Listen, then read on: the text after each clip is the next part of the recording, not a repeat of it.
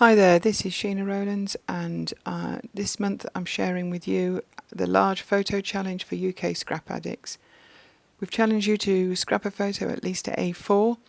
As I've done this a couple of times before, I decided I would challenge myself a little further, and I've had 2 photographs printed 12 by 12. And this certainly actually was a challenge. I looked for photographs that had actually got some space in them that could be covered. Here on this one, I would cover the people, and there's some gaps in the scenery on the left that I could certainly add to.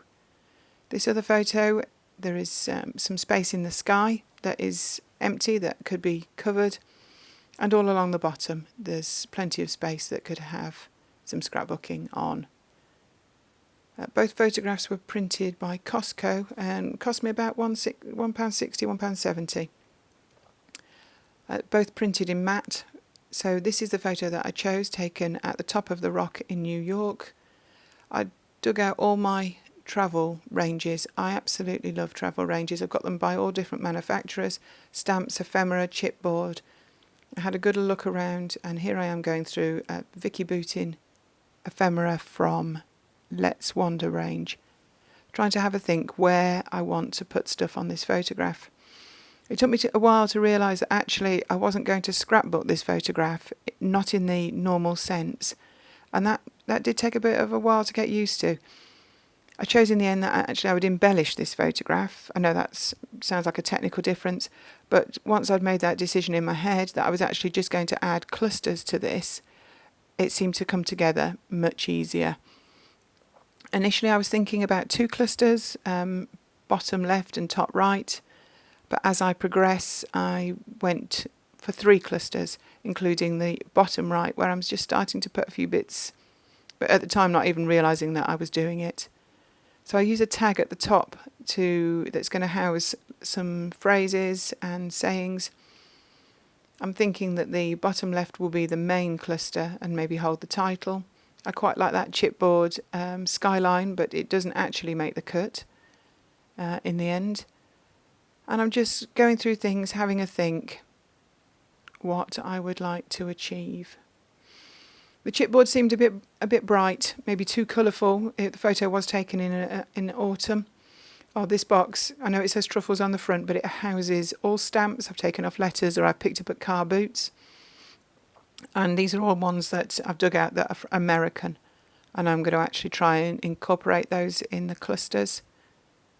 One thing I have learnt about making embellishment clusters is actually it's best to have some sort of continuity between them, just so it all seems to fit together much better. And that's something I'm going to be working on as I go through. I brought out 2 punches. They punch stars. As America is all about stars and stripes, I think that's a really good little embellishment to add to the clusters. I picked 2 papers from the Vicki Boutin Let's Wander range, and I start punching some of these. Now these metal dies are from Pink Fresh Studio. I wanted to use them as a title. I didn't want to fill too much of the photograph with stuff. The idea was that the photograph is the main event, so I thought actually NYC would be perfect. So the dies sit there until I actually get round to cutting them from paper for the title. There we are, there's the matte paper that I chose from Vicki Boutin, same as I've used for some of the stars, and they will work well as the title. So rather than just concentrate on one, I work my way around adding little bits and pieces to all of the clusters. I dig out some twine, which I haven't used for a while, which is red, white and blue as well. Here's a bit more of the matte paper, using those for the stars. So I'm definitely sticking with 3 clusters at this stage. And I have a stamp in each. In fact, there's 2 in the bottom one, just to add that continuity. Also, the stars will run between the 3 clusters. I'm still looking, I'm always looking, see if there's any little bits and pieces that I can add in. I've cut out a couple of stickers here with the back attached, so that actually I can move them around the layout and not waste them.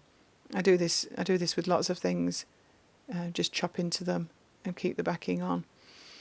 In fact, the chipboard arrow at the bottom is off as I say, a chipboard sheet, and the moment I remove it, I take the sticky off the back. That way I can move it around my page, and we can always add some sticky back to it when I actually come to stick it down. But it just means that I can fiddle with it more.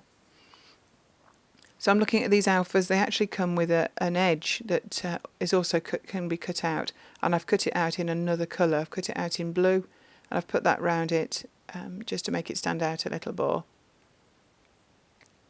So I think I'm actually going to start sticking down. The tag is down, and I'm going to add some foam to some of these phrases.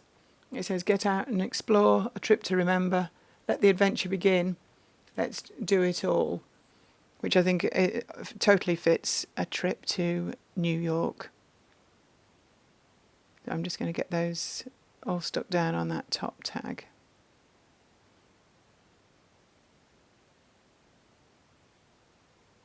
So I've added some twine to a metal charm there. It's a globe, and I think that's. I will trim the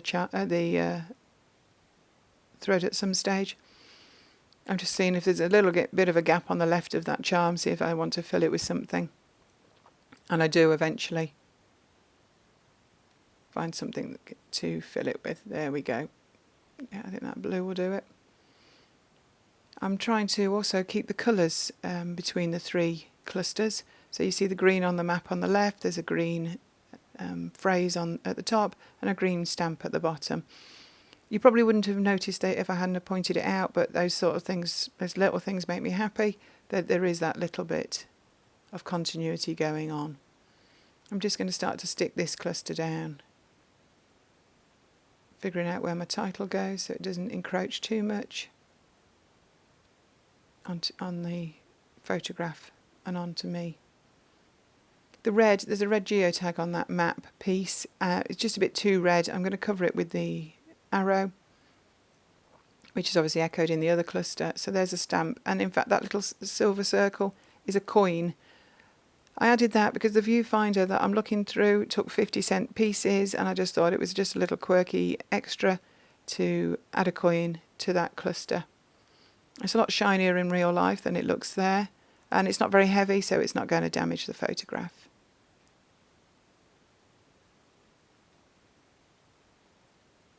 So I'm just adding some little bit of foam behind these embossed stars, just so I can add them around the cluster.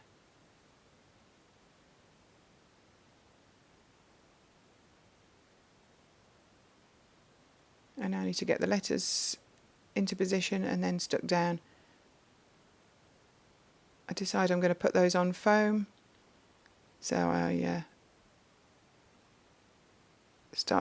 I always cut into foam pads to get the bits the right size. I don't know whether this is something just I do. I don't buy the little small ones. I always buy foam pads on a roll. So that's why I've done that, and the title's now stuck down. So I've got a circle globe at the top, and I've got a circle coin on the other one. I've just brought in some brads there and some flare because I'm going to want to add maybe a circle to this bottom embellishment cluster. So I'm just adding some tape to the back of the chipboard as I removed it earlier. It's just that red line tape, just so that I know it will stick and stay when it's in position. Just making some final adjustments, having another look, just checking whether I want a better phrase in this corner. But I think I stick with the one that I'd already cut off the sheet earlier on. It takes me a bit to commit and stick things down, but that's kind of just the way I do enjoy the process. So I know it takes me longer than most to get a scrapbook layout finished. So I'm not really about getting lots and lots of pages in my albums. I really enjoy the process that it takes to make them. So I'm quite happy with that. So I'm back at the brad sheet, having a look for something circular to go in this bottom cluster. So once I get the words stuck down, then I know what space I've got left.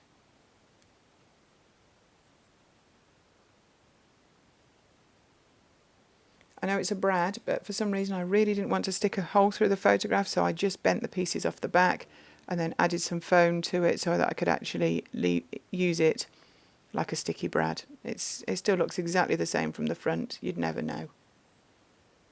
So I'm just adding some final bits and pieces. There's that last blue word at the top. That's another colour that goes through all three embellishment clusters. And I really feel that I've actually got to the end. So here's some close-ups as well as the finished layout. I hope you enjoyed this video. I'd really recommend you give it a go once you get your head around what you're doing. I think you'll really enjoy the process. I certainly will be doing this again. Thank you so much for joining me, and if you enjoyed this video, I'd love you to subscribe to my channel. Bye now.